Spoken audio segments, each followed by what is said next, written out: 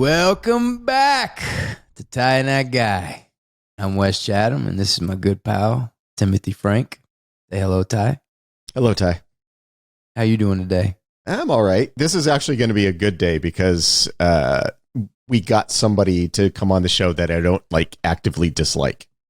So I'm very excited about this. So are you saying that you disliked all of our guests up until this point? Yeah. You actively disliked all the guests? Dislike them all. Yeah. Well, who's our guest? Vanessa Smythe, who plays the renamed Michio Pa in the show.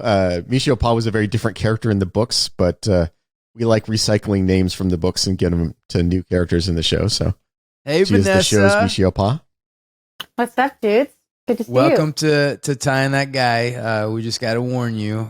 Now that you're on this podcast, you'll be getting mobbed in the street and everything like that. Yeah. That's just I can see some photographers starting to gather in my backyard. So I don't know. I might have to end the call early to go sign autographs, depending on how aggressive they are. But we have literally ones of fans, so you will be getting ones of people trying to track you down. That's all I'm missing. I just need one more, and then I hit my max. We have tens and 20s of.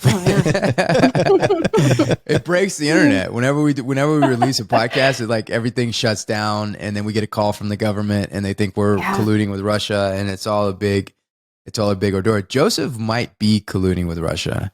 He seems like that type. I would really believe that. She just met Joseph. She's like, yeah, fuck that guy. Damn. I smell Ruski all over him. Yeah.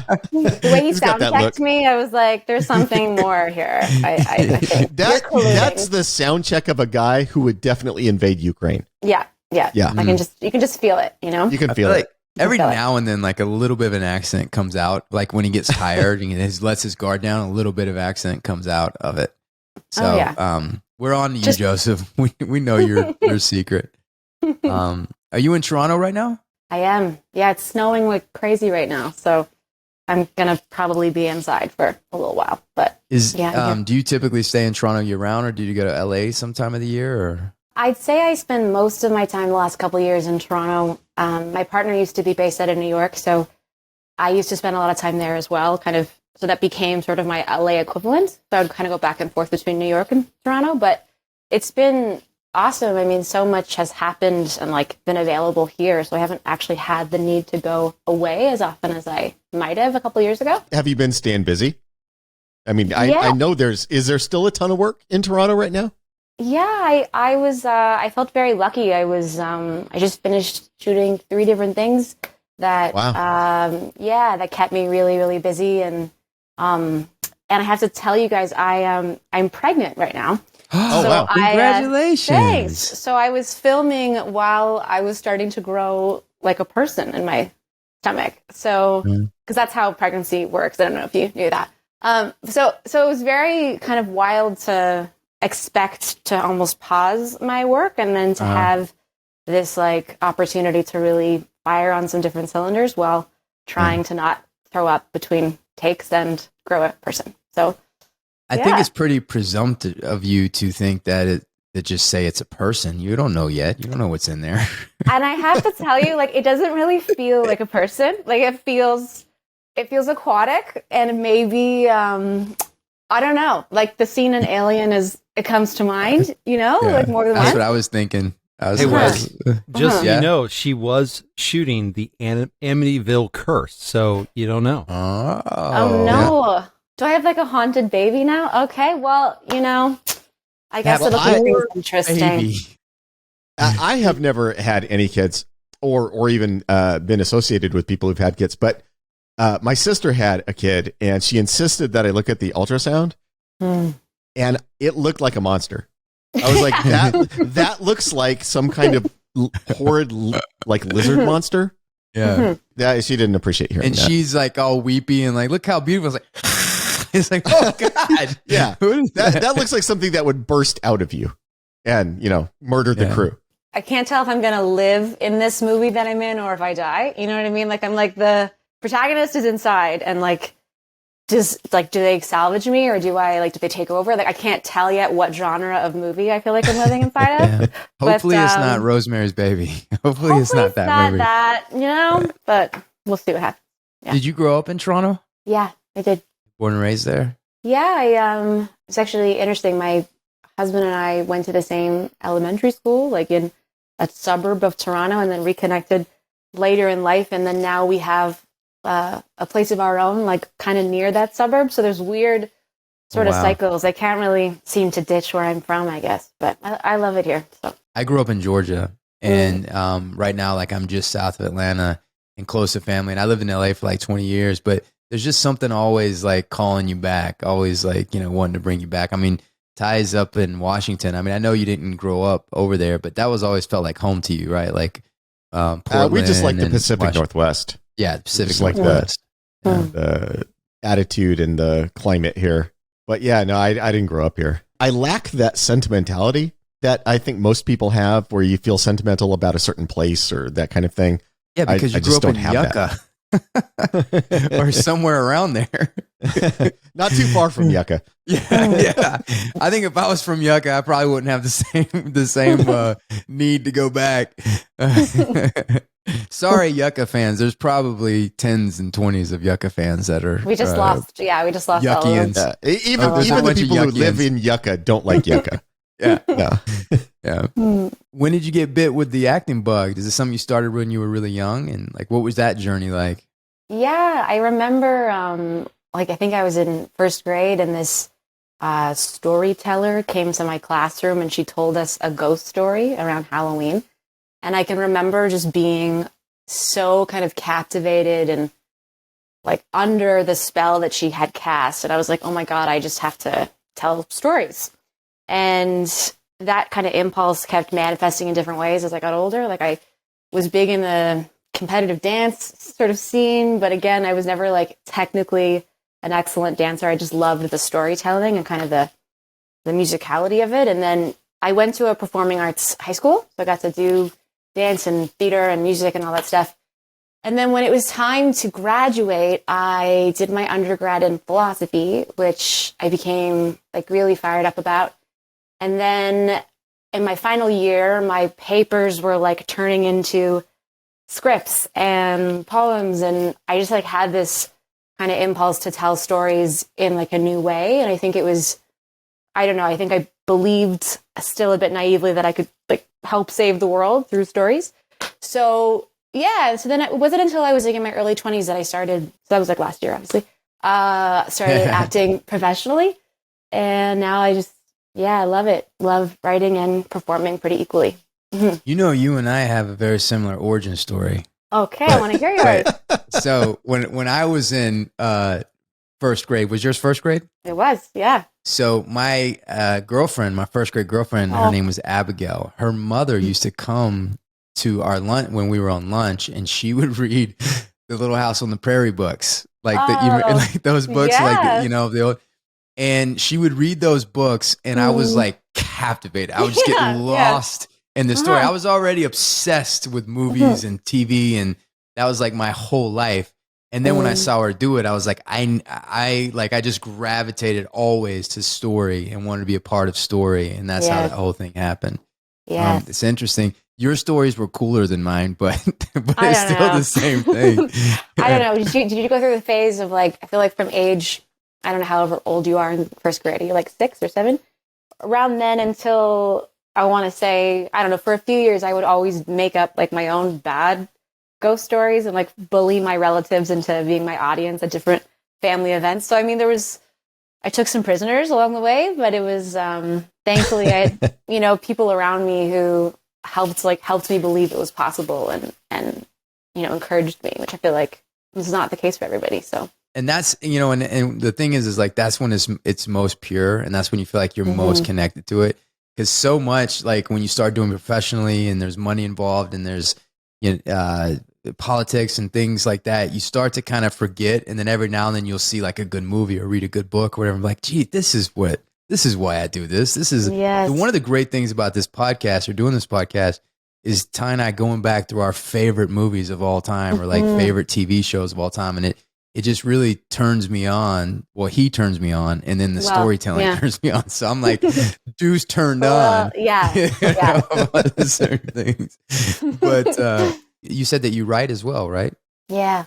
I feel like the bulk of my writing has been, I have a couple of like one person live shows that I've toured around.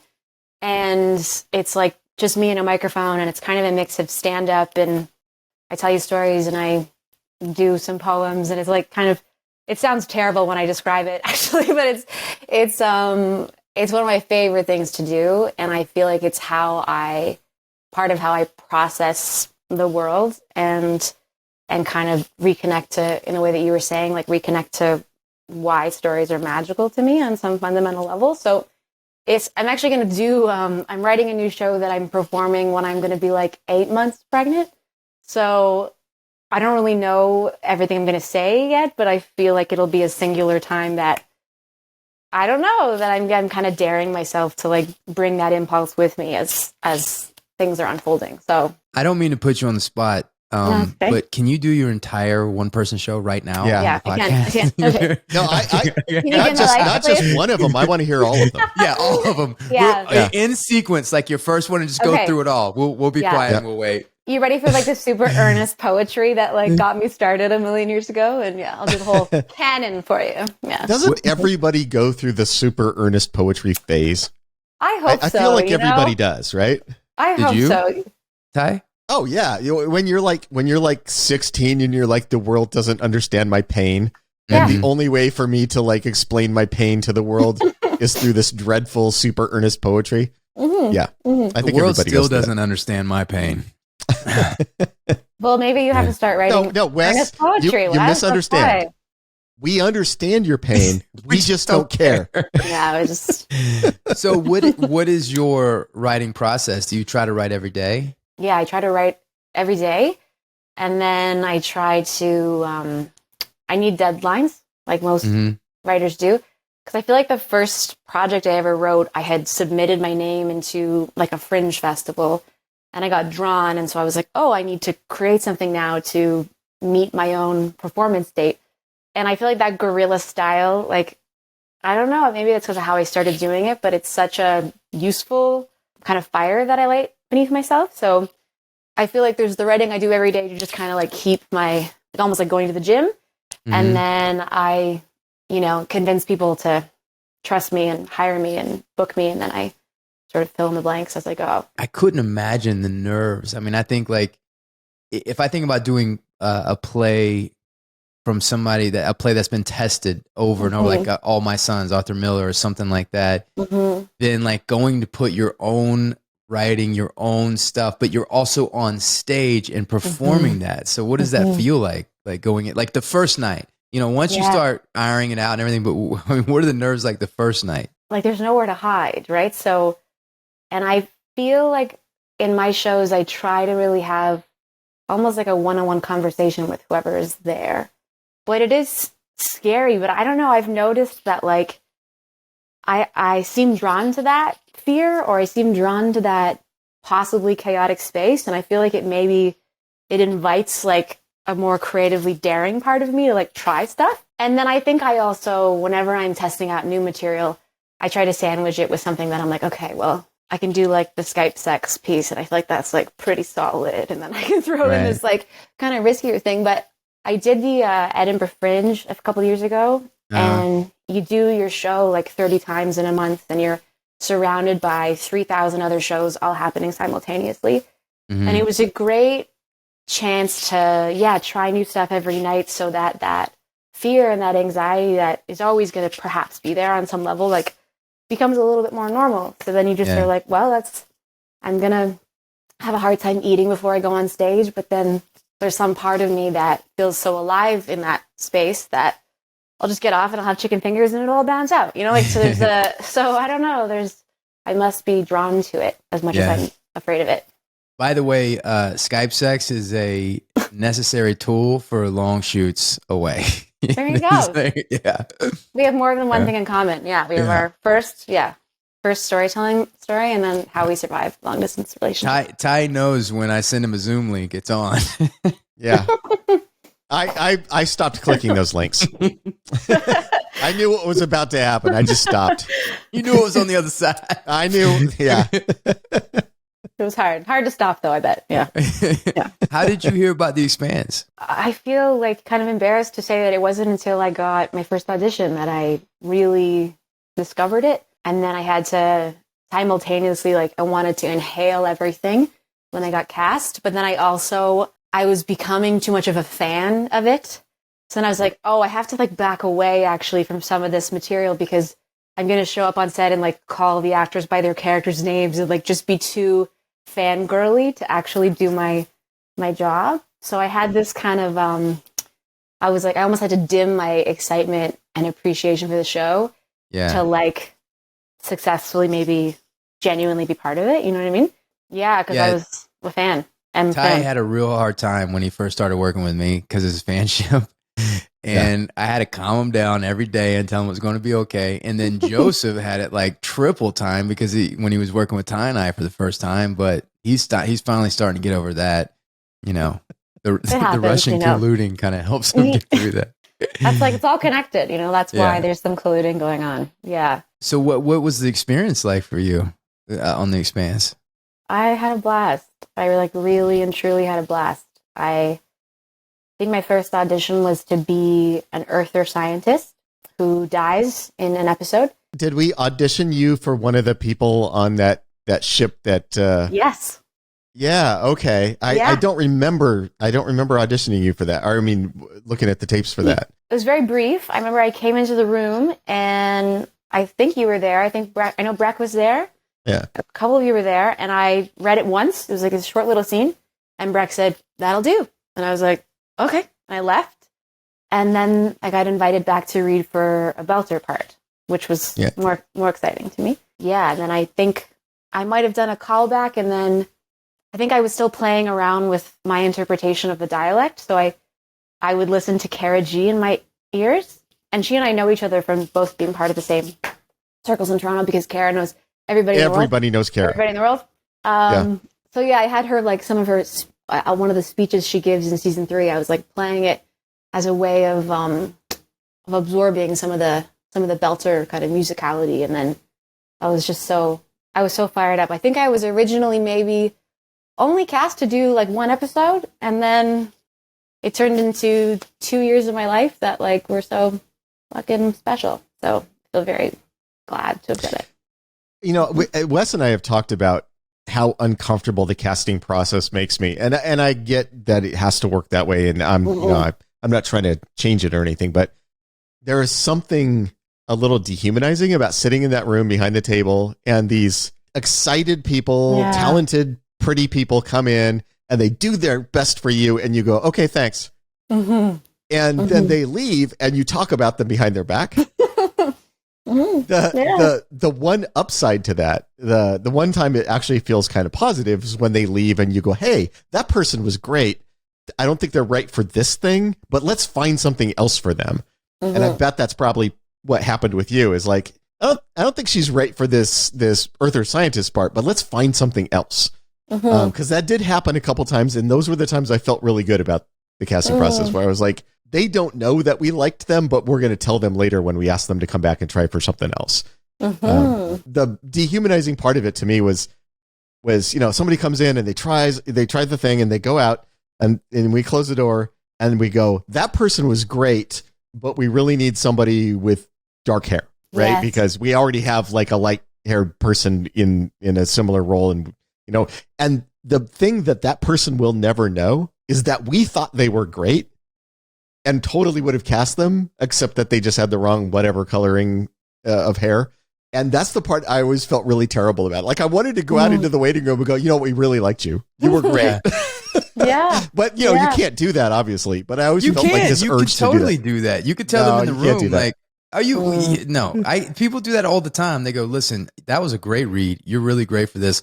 This is the reason why it's not, but just so you know, like I was really moved by your performance. You can totally do that. There's no, Clint Eastwood will not ever be in the room because of PTSD, because of being on the other side of the camera and just being so brutal for so long. So he only cast off tape. And I can understand that, like when the moments when you're on the other side of the casting room and people are coming in and you're like, oh my, your heart just breaks because it's like, it's so good and they put so much work and there's so many great talented people that are coming in and you kind of know like that process. You really empathize with it. Yeah. So yeah, Ty, fucking throw the guy a bone and be like, that was fantastic. You know, and you don't even have to tell him, just say thank you. That was a really great read. You know, see you later. Well, and I think Breck would do that. He would go, thanks. That's a good read. Thank you for coming in. He would do that sometimes, but it was, you know, keeping it fairly Breck casual. is the most ruthless, I think, when it comes to Breck like, is so mean to actors sometimes. He is so brutal. He's brutal. And there was a situation when I was working with Breck. I'm not going to say the project or the actor, but there was an actor coming in and there was a certain attitude and a performance that Breck wanted from this actor. And Breck gave him a note, came in, the actor was having a hard time hitting that note. So Breck, who's like, wears his heart on his sleeve, so the actor came in and would do a thing and Breck would be like, okay, try it like this. Okay. All right, cool. Go back. And then he'd be like, cut. And then the poor guy, you just see his eyes getting bigger and bigger. And he's like, and I was like, and I pulled Breck aside and like, Breck, he's not even hearing you anymore. Like his words or whatever. I was like, this is, you know, this is something like, give him the thing to focus on, like give him an action to do. So say you need to make her feel like this. You need to give him actions to do to that person to get him out of his head. Because if you tell him an attitude, how do you play an attitude? You got to tell him to show up and do this thing. And now this poor guy, his brains have shut down because he's like, I am fucking up and I'm pissing off this director and I don't know what to do and everything. This is the last job I'm ever going to have. Because Breck gets so focused on the work, which is great. And that's like when you work, like, you know, if you've worked with him a long time, you really can get, you know, it's great. It's like the passion or whatever, and you understand him. But if you're somebody new and he, cause he's not focused on them, he's just focused on the scene. So he's like, okay, and he's got so much energy, you can misread that energy. And this poor guy, like his eyes were just getting bigger and bigger and bigger. And I was like, oh God, this poor guy. Oh man, poor guy. Well, I remember, I think we were filming 510 and Michio gets to pick up that fire extinguisher and have a moment. Yeah. And I remember we're like in the helmets and I feel like until that point, I was pretty like, kind of just like abiding and like, I don't know, probably on the outside, like just kind on set. And then I remember we're doing that scene and I was like really going for it. And Breck is speaking to us and we have the helmets on. So there's like microphones and speakers and I couldn't hear him at one point and I started just screaming at him. I was like, speak into the mic, Breck. And I remember he kind of looked at me like, oh, like there she is, you know, and it was sort of this like, I feel like I got a little bit more respect from him perhaps at that moment because he was like, you had just knocked somebody out with a fire extinguisher, so you were feeling yourself. I was feeling it, and I was like, you're gonna talk to me, I'm gonna talk back. So it was, but don't make me go get my fire extinguisher. Yeah, I was like, do you know what I have? This is not like the fake one. This is the real one. So like, you know, I loved working with him, but I can totally imagine that story that you just told very vividly. Talk a little bit about your character and your arc over the show. And then the arm cutting off scene. Which scene again? Yeah. It was cool. I felt lucky to get an arc like that. I mean, I also feel like it's interesting when you're on a show where things are perhaps still being conceived and written in real time. So kind of based on maybe like what specs of you show up, it might, I don't know, but it might like co-inspire the writers to keep going in a certain direction. So I feel like when I showed up, I kind of brought a lot of what I was truly feeling, which was kind of, you know, like I was worried, you know, I was like nervous and all this stuff. And I feel like Michio's sort of heart was just quite pure and hopeful and trying to keep everybody safe. And then I feel like the ravages of what happens to all of them, particularly after one of our polycule are spaced, it was like, you know, this kind of fracturing of when a human being needs to find a different kind of strength. So it was exciting to get to, in season 5, begin to discover that fire in her. And then in season 6, to kind of continue with this fracturing of like her sort of losing hope and losing that innocence and losing the people that she loves, I don't know, as a way of kind of, again, finding even more of that fire in her, and kind of, I think for her, the aggressiveness or the fight that she discovers is so connected to who she loves. And that makes a lot of sense to me. So I just felt so lucky to get to live that with her and with those actors. So I will say, when we would talk about the characters sort of behind the scenes, the Michio Pa character, partly from the writing and partly from your performance, it was very clear that she was sort of the heart of that family. There's the brains and there's the muscle and there's all that. And she was sort of the beating heart of it, where she was the one that everybody loved, and she loved everybody and was always worried that everybody was okay. And so it was a really obvious fit for us when we were trying, when we were writing the scene with Joseph's arms, is like, who would be the medic of this group? It would be Michio. She would be the medic, right? She's the one who would like want to make sure everybody's okay, and she would, get the skills to do that. But the nice thing about that, fitting in with what you just said, is it's also the moment, because up until then, she's been messing up and she's got a lot of stress and PTSD, and they're trying to get her off the ship, and she's got a lot of emotional reaction to that. And then this terrible thing happens and everybody's panicking, and she's the one who's calm. yeah. And so you get that moment where it's like, oh, this is where she shines. This is her skill set. And suddenly she's the most capable person in the room. And from then on, it's like she gets her confidence back. Yes. And they're never talking about getting rid of her again after that. Like it's she just needed this moment where she was the one who knew what to do.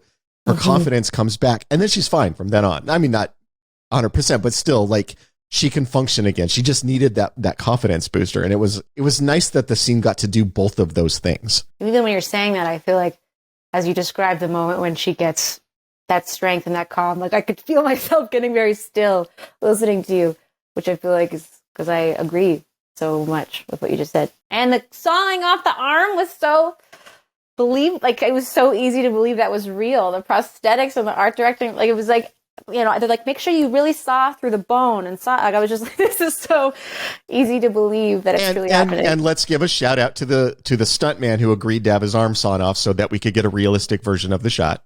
Yeah. I mean, yeah. God bless that guy. He earned his check that day. He earned his check that week. Yep. Were y'all able to put the arm back on? Ty, were you able to get the arm back on? I once the scene was done, I stopped paying attention. You stopped caring? He's walking around right now being like, hey, guys, you promised.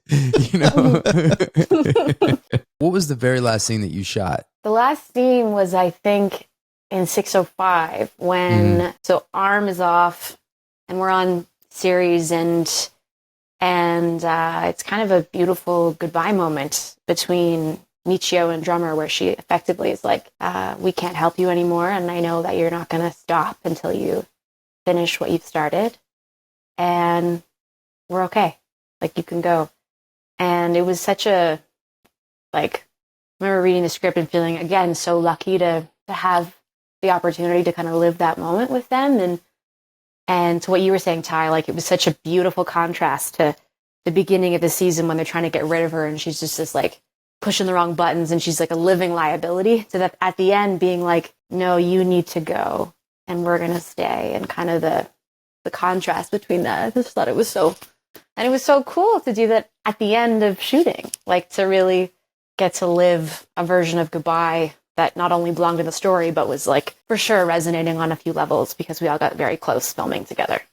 Well, and I know it wasn't the last thing that we shot, because, obviously you don't shoot things in chronological order, but yeah. I got so many messages from people saying, after that moment, saying, they better get back together again. They better get back together again. If they don't, I'm going to come hunt you down. I'm going to come find you.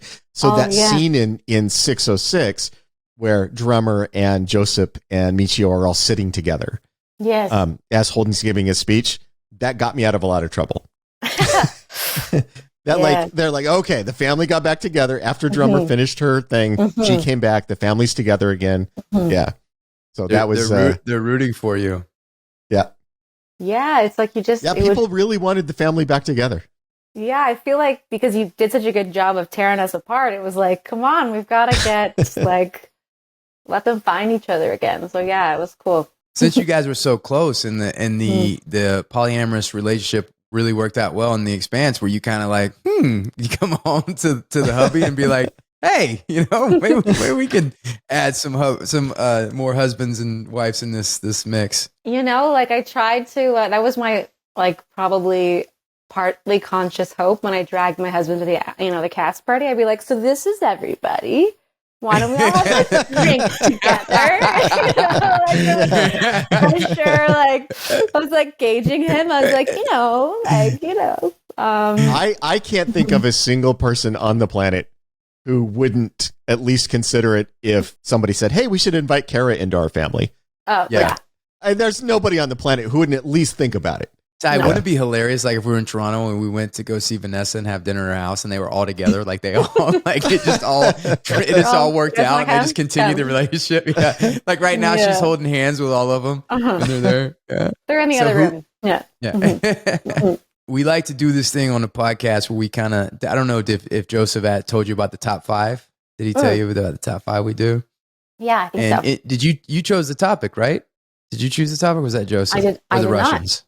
Oh. I don't think anybody did. I gave my suggestion, so I don't think anybody did. But you gave the breakup one. I thought that was okay. It's the breakup one. Okay. Yeah. Mm-hmm. Maybe we should do top 5 times Joseph failed to have a top 5 list. Wait, you don't have a top 5 list, Joseph? I said suggested. Wow. How about Total Recall when he shoots Sharon Stone? Consider this a divorce. I can tell you right now. Kramer versus Kramer. Closer. Good Will Hunting. Oh yeah. Romeo and Juliet. You can do the Leonardo DiCaprio version. 500 Days of Summer. But I guess they didn't break up. Well, I guess death broke is them up. Is it considered a breakup if you just die? Macbeth. Yeah, I feel like you gotta throw Eternal Sunshine on there too. I feel like that's. Oh my god! You know what? I am not a romantic comedy guy. Like that's just not my genre. I love Eternal Sunshine. I love that movie. Was brilliant. Yeah. Are you writing this down, Joseph, so we can look at the list? Breaks your heart into a million pieces. Usually the list is already there. I'm sorry, Vanessa. Oh, that's okay. Joseph really let you down. See you later. It's not Ty and I letting you down. It's just Joseph. It's all Joseph's fault. I know. It's exclusively Joseph's fault. Yeah. But usually he has a list. We kind of go through the list and then we kind of give our case of why that should be on the top 5. And I would like to make my argument for. You remember Closer, the movie Closer? I've actually never seen it, but I feel like it's like one of those movies you got to see. You got to see it. Mm-hmm. So Natalie Portman plays a character named Alice on this movie, and I don't know what we were talking about how much like we love story or whatever. Every now and then, I would just fall in love with her character Alice in there. Like I was in love with her, and not in a creepy way, well, I guess it's kind of creepy, a little creepy. And it was just so well done, and so you love this character, you care about this character, and she's going through a breakup with the Jude Law's character. During the breakup, she can see down the road that it's done, and she's like, "Oh, I know what this is. I've been you." And I know, and so she see, and there's something just so heartbreaking about it, about that breakup. So if you haven't seen it, I wish I could show it to you. It's a great scene. So I would argue Closer, but if you haven't seen it, that was a pretty convincing, description of it. So I'll allow it if you want. Can it be a TV show too? Because I also think of how Fleabag ends. Yeah, Fleabag is great. Oh, and there's that Alabama Shake song I think that's playing, and she's like, "But I love you," and he's like, "It'll pass." And you're like, it gets me every time. That's a good call. That's such a well written and beautifully acted show. Like every moment just hits. Yes. Kramer versus Kramer. It's so heartbreaking to me because when Meryl Streep's character is basically talking to Dustin Hoffman and basically saying like she is going to die if she doesn't get out of this situation. Like she is beyond. She's so depressed that she's paralyzed. And he is so out of tune with the marriage and the relationship that he's not connecting in any way. And you see the reason why she is and how completely lost he is in that situation. He's just like, no, what are you talking about? To him, it's like a minor something. And she's basically saying, I'm going to jump out that window. If I don't get help, I got to get away from you. The contrast between what she's going through and what he thinks it is. He's like, oh, well, you just take a few days and you come. Like, it's so sad because, that's the marriage that they've had for years. And that's what she's been living with for years. Oh, Casablanca. Yeah. Oh, yeah. But that's kind of positive, right? No, she leaves. She gets on a plane with the other dude. But he encourages it. He's like, the world doesn't mean a hill of beans to you. No. He encourages it because he knows that will be what's best for her. Not what's best. Like he would love to keep her there with him, but he tells her to go so that she'll be safe, so that she'll get away, so that she'll have the life that so he gives her up to give her a better life. That's beautiful. Yeah. What's best for her and what's best for mankind, like what's best for the for the whole war effort. It's hopeful at the end. We're gonna have a beautiful relationship. This is like the beginning of a beautiful relationship. Like he's gonna go bang that police sergeant. That's what I saw. That's what I took it as. I mean, that's cool. I'm fine with that. I think Rick was like, I'm just gonna bang this dude. Now, no, I mean, look, this is the point of it. Like, because you can kind of go back and forth with like your favorite scenes in movie history. But to me, Casablanca, it is sad, but I think he come to the conclusion and the acceptance at the end. The sadness was in the beginning when he was dwelling and wallowing in this, in the depression of losing her. Play it again, Sam, and he's just wallowing in it. And so the evolution of his character is that he lets it free. He sets it free. So that breakup to me is like a positive, hopeful breakup than it is like a sad, depressing breakup. You're the tiebreaker, Vanessa. What do you think? I need 5 more seconds to decide, I think. Okay. We can come back to it. Come back to it. Now, the War of the Roses is the funniest breakup just because they're so mean to each other. They're so fucking mean. And it's just brutal. Dude, the last shot. That last shot is my favorite shot of the entire movie. Have you seen this, Vanessa? I haven't seen it. I feel like I need to see it. Okay. What is? Tell me about it. Or like just tell. I don't know. Or I'll watch it. But I need to know. So, have you ever seen *Romancing the Stone*? No, I'm over okay. too. Okay. Okay. So it's Michael Douglas and what's the actress's name? Kathleen Turner. Kathleen Turner. It's Michael Douglas and Kathleen Turner playing a married couple. Danny DeVito is like their friend and their lawyer or something. They decide to get a divorce, and it's just them going through this divorce process, and they get so mean. They get so it starts off like a normal divorce, and it just turns into like they're trying to murder each other. Wow. Yeah. I need to see this. It's pretty great. And the last shot, like the part of the main thing between the two is don't spoil it. Well, we've already. It's okay. You can spoil it. It's okay. Okay. They're really fighting over this house, right? And then it turns into physical fighting over this house, right? I mean, and all over the house, and it is comical. It's a kind of a lighter touch. So at the end, they end up. I don't remember exactly how they ended up, but the house is burning down, and they're laying on the floor, and their life is almost out of them. And then he reaches through the debris, and he puts his arm on hers. He puts his hand on her hand as a moment of like, of sorry. And she takes her hand, and she raises her hand through the debris, and she puts it on his and throws it off of her, and then they just die. I was so captivated. I was like, "Oh, that's so nice." They like made up. No, that's what they set you up to think is like, at the end they found a way to make up. No, she's like, "Fuck you." That's so good. It's like so much better. Oh, that's so amazing. Funny. I feel like this isn't right, but I keep thinking of The Abyss.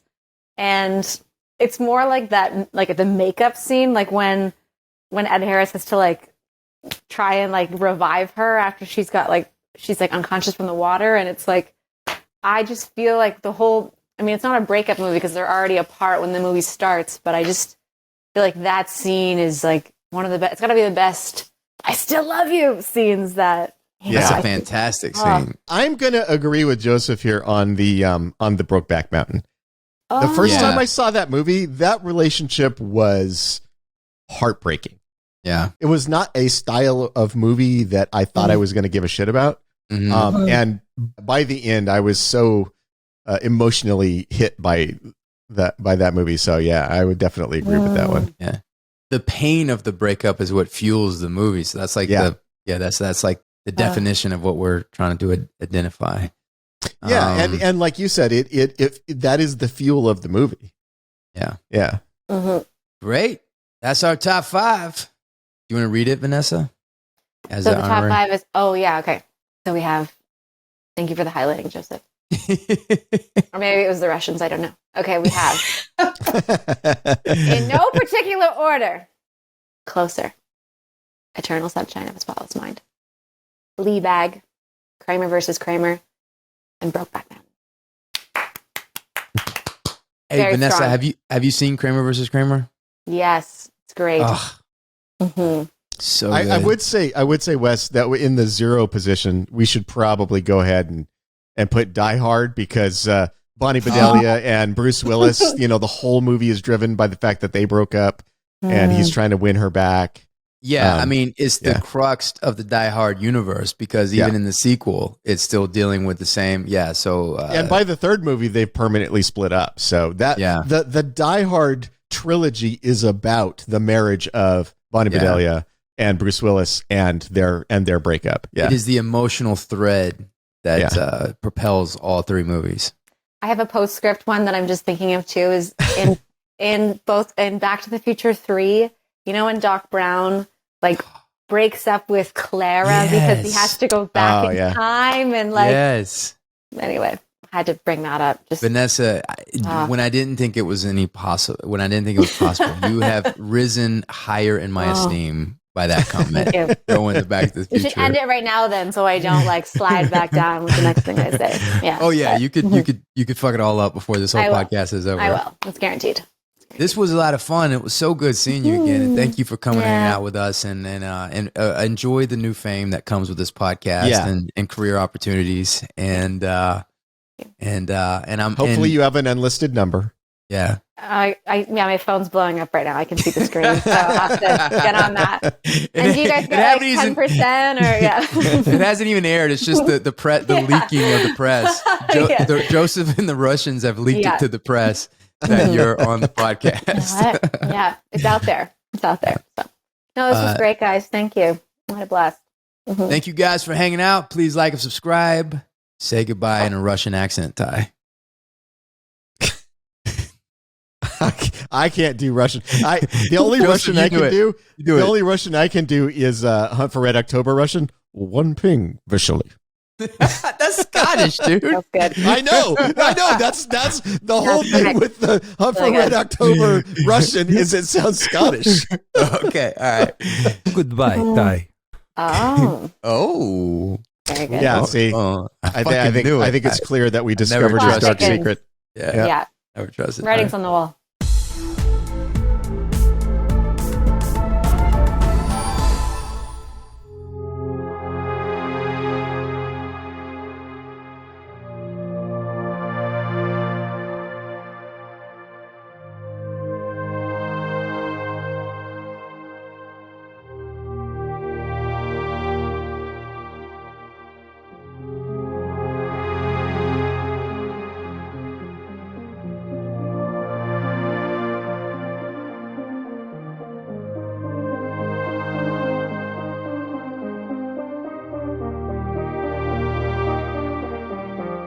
Welcome back to Ty and